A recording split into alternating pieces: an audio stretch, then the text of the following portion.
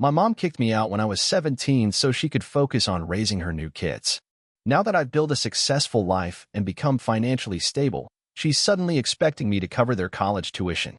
But everything changed the day she showed up on my porch. I'm 35 now and working in upper management at the same company I joined fresh out of college. I've climbed the ladder through sheer determination and hard work. Still, there's a part of me that sometimes looks back and wonders how life might have unfolded if my mom had made different choices along the way. She had me young, just 22 years old. My real dad? He was never in the picture. From what she eventually told me, she gave him the chance to stick around, but he left without hesitation. No arguments, no legal drama, just vanished without a trace. Back then, we lived in a cramped little apartment above my grandparents' garage. It wasn't fancy, but it served its purpose. My grandparents were the real safety net for both of us during that time. They stepped up in a big way, helping raise me while my mom focused on finishing school and earning her degree in physical therapy. She was working hard, juggling a job, classes, and single parenting. I'll give her credit for that. She didn't sit around feeling sorry for herself. Being a single mom, she put in the effort. And honestly, those early years weren't bad. Sure, money was tight, but as a kid, I barely noticed. I spent most of my time with my grandparents while she worked or studied.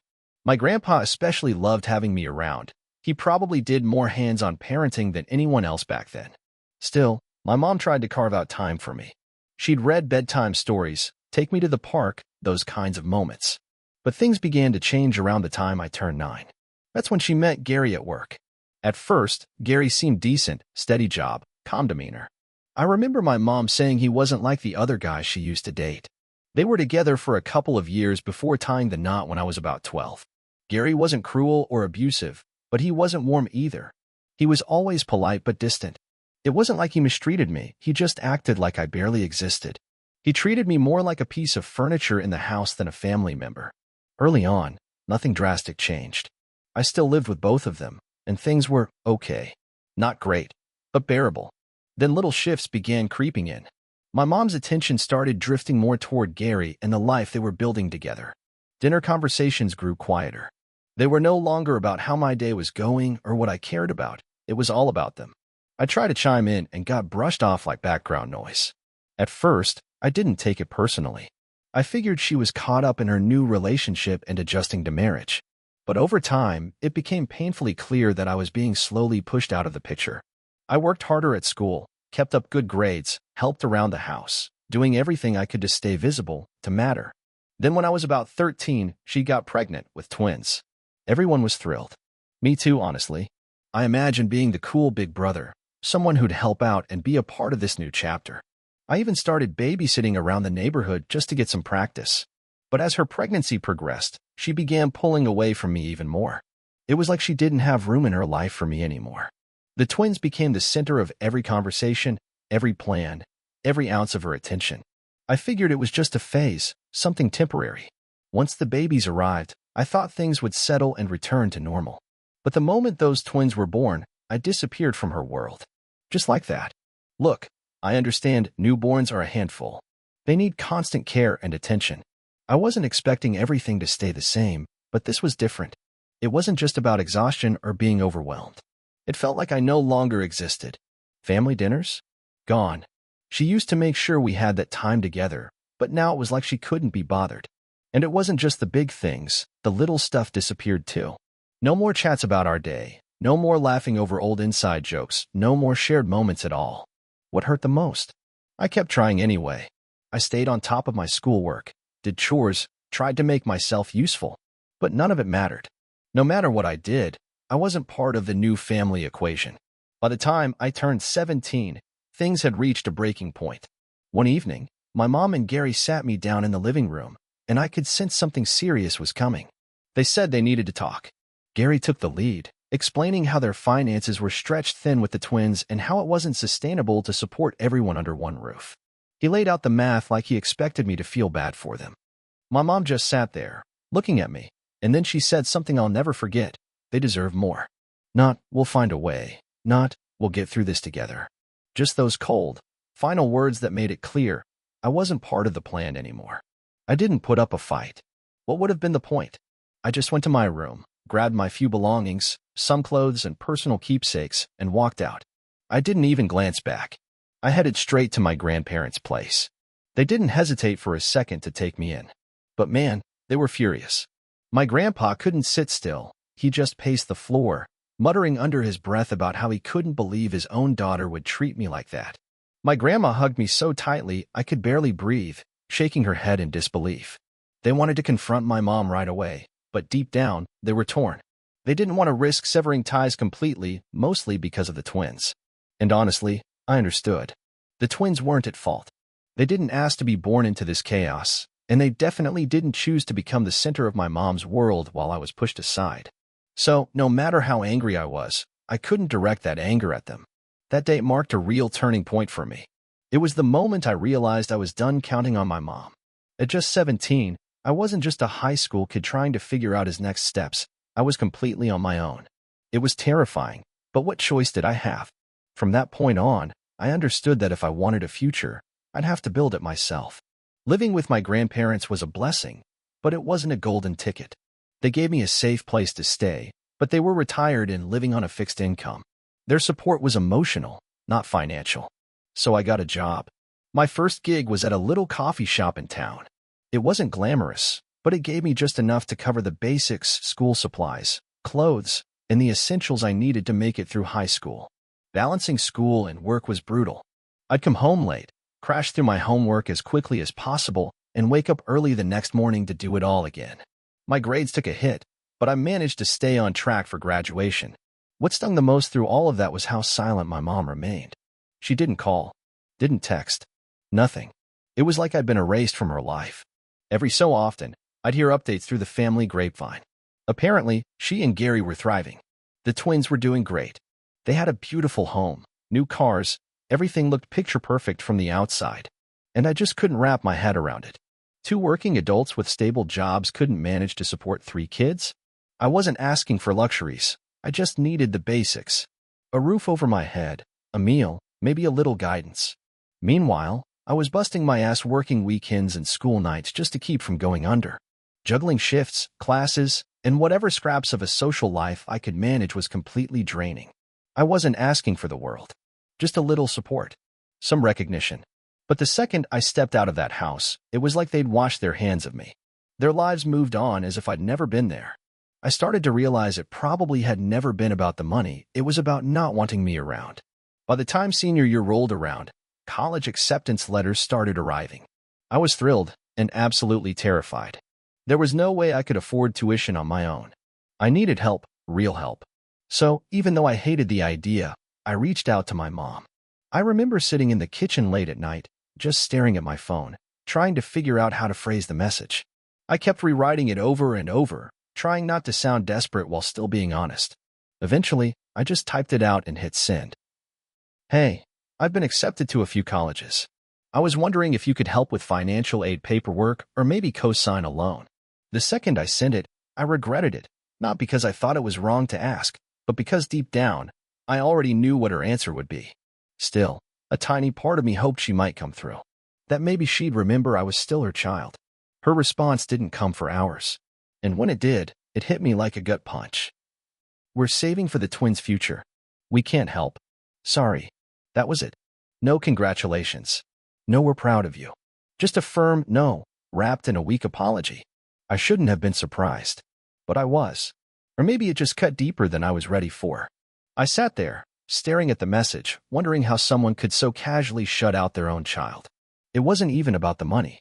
It was about being ignored, overlooked, unloved.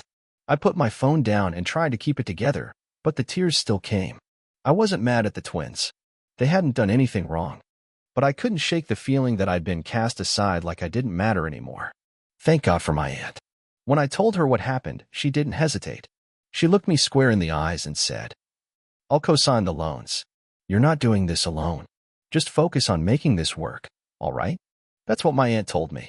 She didn't have to step up like that. She had her own kids, her own responsibilities, but she believed in me.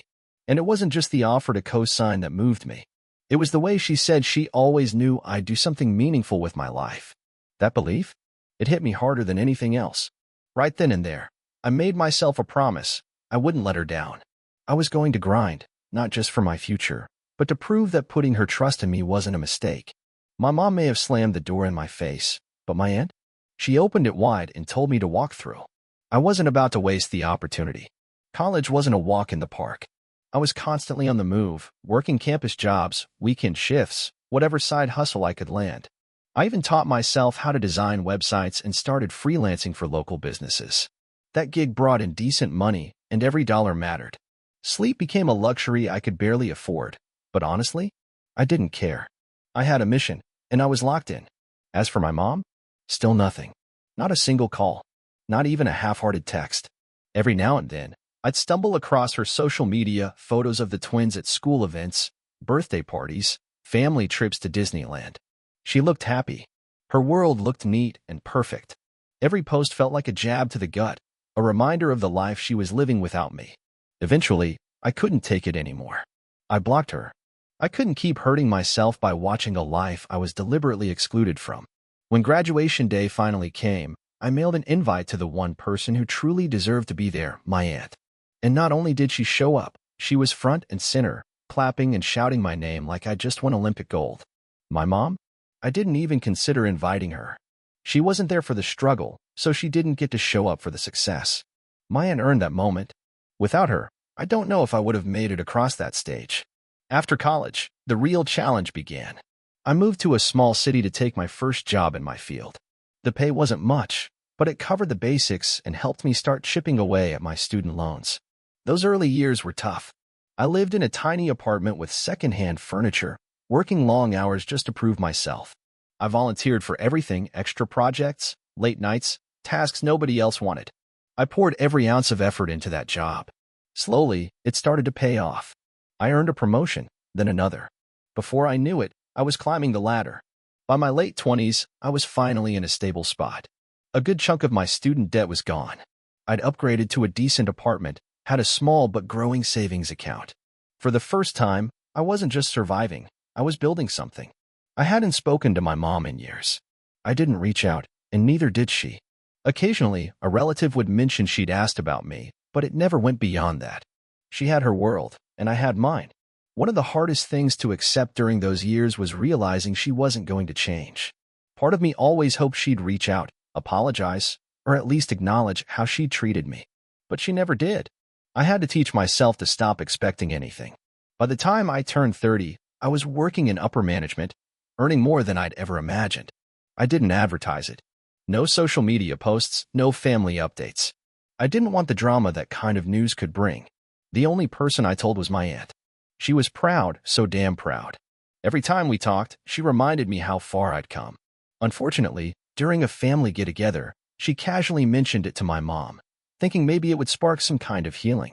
She meant well. She's always tried to keep peace in the family, but that one little comment kicked off something I never saw coming. A few days later, there was a knock at my door. I wasn't expecting anyone, so I looked through the peephole. It was my mom and Gary. I hadn't seen either of them in years, and I couldn't think of a single reason why they'd show up unannounced. I opened the door but didn't move to let them in. "What's this about?" I asked. Gary didn't waste time with greetings. He barged right past me like he owned the place. My mom followed, silent, not even making eye contact. "We heard you got promoted," Gary said, his voice flat and cold. "Looks like you're finally getting your act together." Took long enough. I just stood there, stunned. No congratulations. No warmth. Just veiled insults. "Okay," I said slowly, trying to wrap my head around it. Then my mom spoke up. "The twins are about to start college," she said. "Things have been tight financially. We thought, since you're doing so well now, maybe you could help cover some of their costs." I can't remember exactly what I said in that moment. I was too busy trying to process the fact that, after all these years of silence, this was why they came. After all the silence, after everything they'd put me through, they had the audacity to show up at my place asking for money. I stared at them, completely stunned, and finally said, "Are you serious right now?" Gary didn't miss a beat. "Why wouldn't we be?" He fired back. "You're making real money now, right? Don't pretend you can't swing it. You've got no kids, no family to support. It's not like you're struggling." I felt my voice rising. "This isn't about whether I can afford it," I said. "It's about the fact that neither of you lifted a finger for me, and now you're acting like I owe you something." My mom rolled her eyes, throwing up her hands. Oh great, here we go again, she sighed. Playing the victim card. What? Because we didn't pamper you enough. You've been clinging to this grudge for years for what? You turned out just fine, didn't you? Yeah, I snapped. Because I busted my ass to get here. Not thanks to you, in spite of you. You have any idea what it took to get through college without a cosigner? Without support? I made it because I refused to let your neglect define me. Gary scoffed. Please. You didn't have it that hard. You've got a decent job, a nice place. Maybe you should be grateful. If we hadn't kicked you out, you might still be some lazy kid living under our roof. Grateful? My voice shook with fury. You kicked me out because I was no longer convenient. You made it crystal clear that I didn't matter. And now you show up because your real family needs something, and suddenly I'm useful again? No, absolutely not. That's when my mom's voice turned cold. You're being selfish, she said sharply. I raised you on my own. I worked nonstop to put food on the table and a roof over your head. And now, when you've got your life figured out, all we're asking is a little help. They're your siblings, you owe them after everything I did for you. It wasn't just what she said, it was how she said it. Like I should be kneeling in gratitude. Like I owed her a debt I hadn't already repaid 10 times over. I don't owe them anything, I said. And I sure as hell don't owe either of you. You made your choices, and I made mine. You left me behind, and now I'm supposed to be the savior? Not happening. Gary stepped closer, his face twisted with bitterness. You know what your problem is? You've always thought you were better than everyone else. You think you're some kind of hero just because you clawed your way up without help. Let me tell you something back then, you didn't matter to this family. And you still don't? That one stung. But I didn't let it show. If I don't matter, I said, voice cool and steady, then why are you standing in my living room, begging? My mom snapped. You think we want to be here? You think this is fun for us? But the twins deserve a future. And if you weren't so damn selfish, maybe you'd understand that.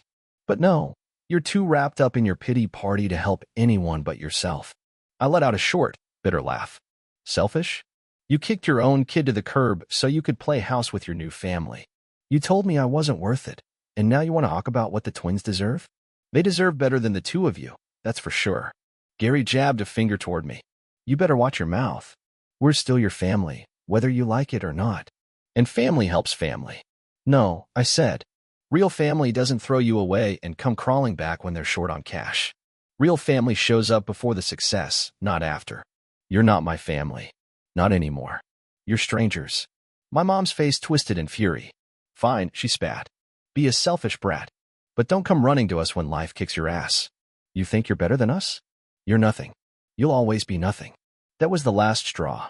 If you don't leave right now, I said, pulling out my phone, I'm calling the cops. Gary scoffed.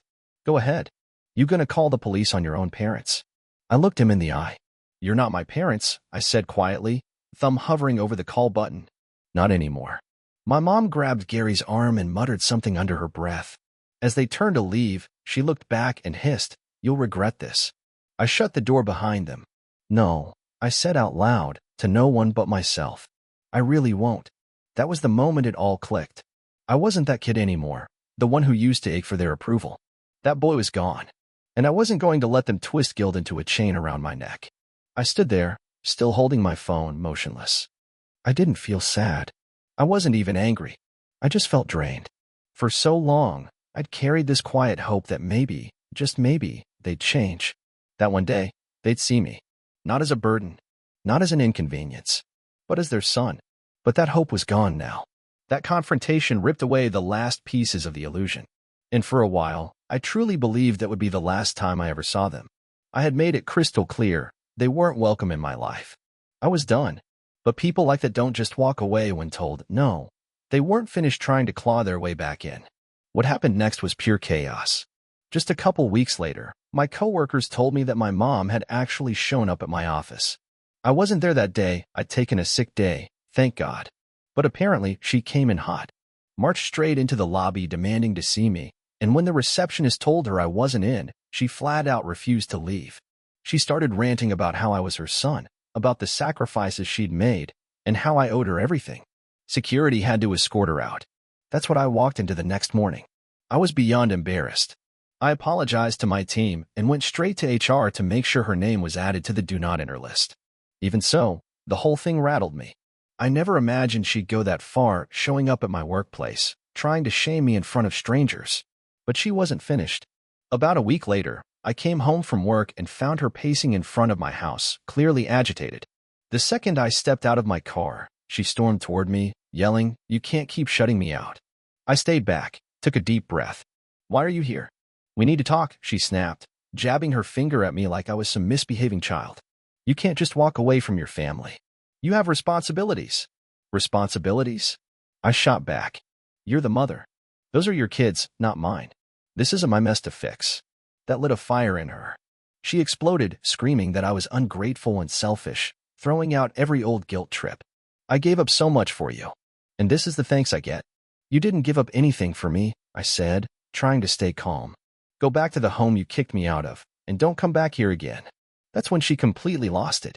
Her yelling turned hysterical, loud enough that neighbors started poking their heads out of their doors. She flailed her arms, shouting, "He's a spoiled brat. Always has been. Doesn't care about anyone but himself." A couple neighbors tried to step in and calm her down, but she wasn't listening. Her voice only got louder, more desperate, more erratic. Then she lunged at me. "After everything I did for you," she screamed. "Don't," I warned, pulling out my phone. "I'm calling 911. "I mean it, Mom. Don't touch me." Her face contorted in fury, and she grabbed for the phone. "You're really going to call the cops on your own mother?" she shrieked. "I gave you everything. You abandoned me," I shouted, keeping the phone out of reach.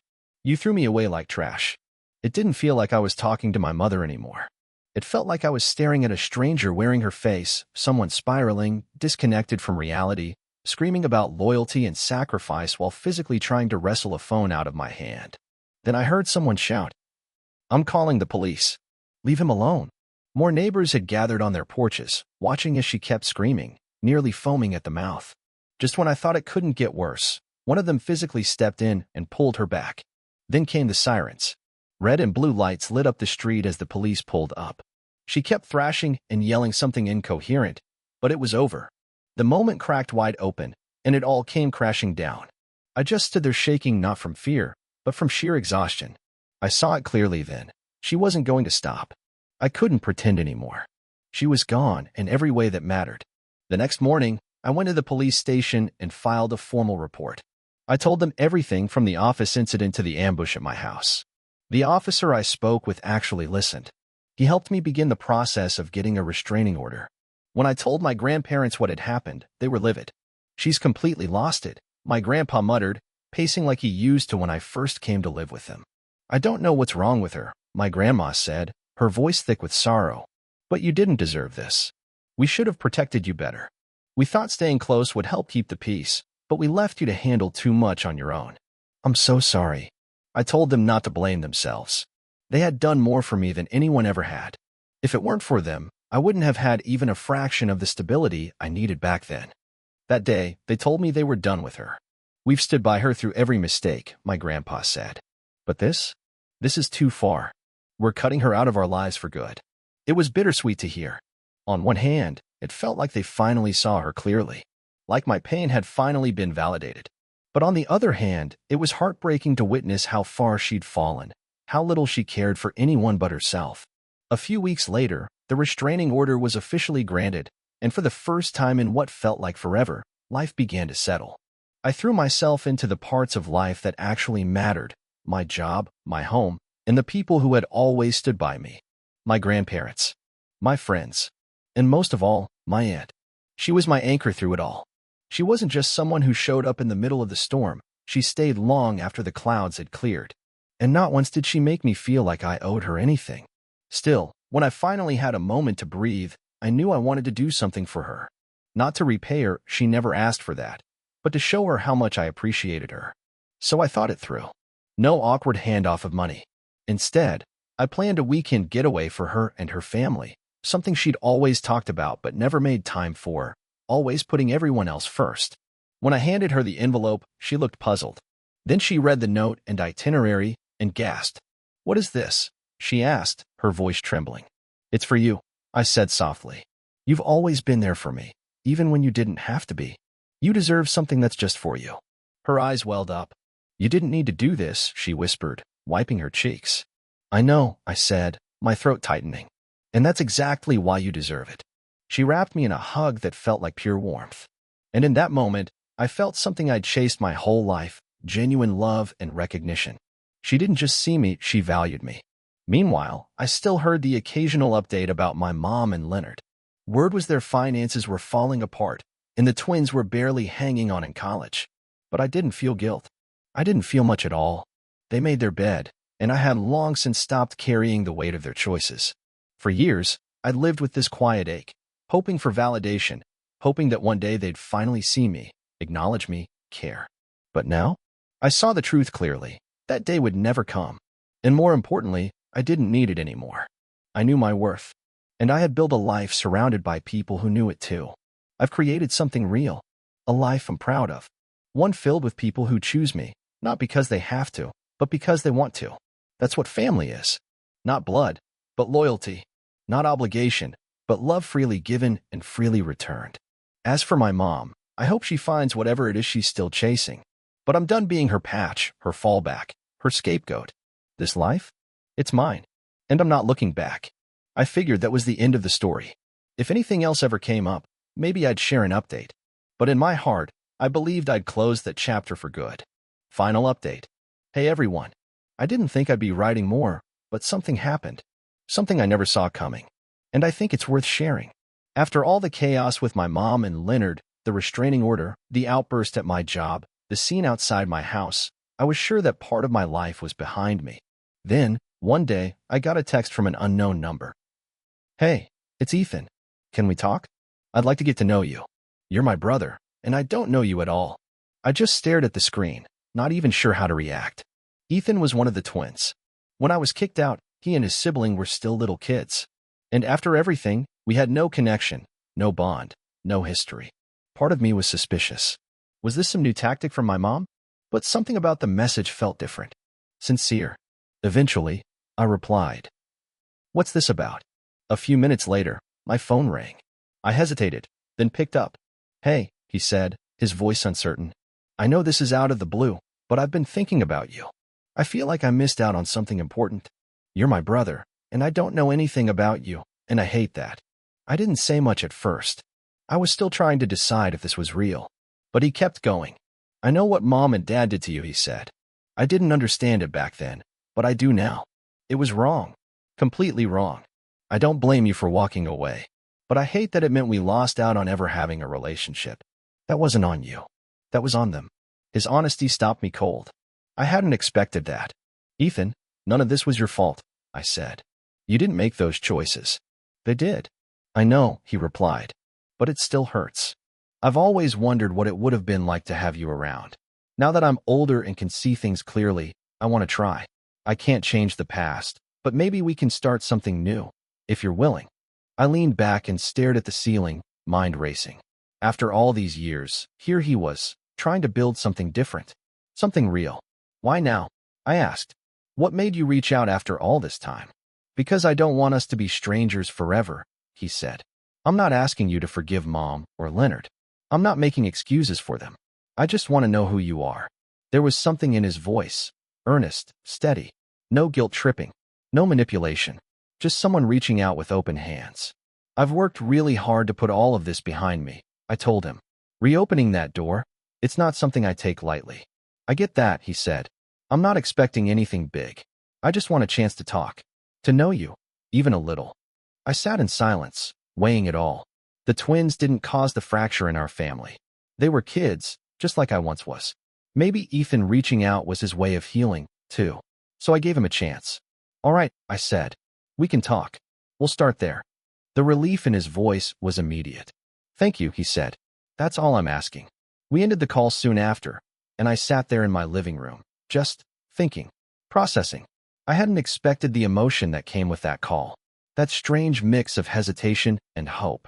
For so long, I'd lumped the twins in with everything that hurt.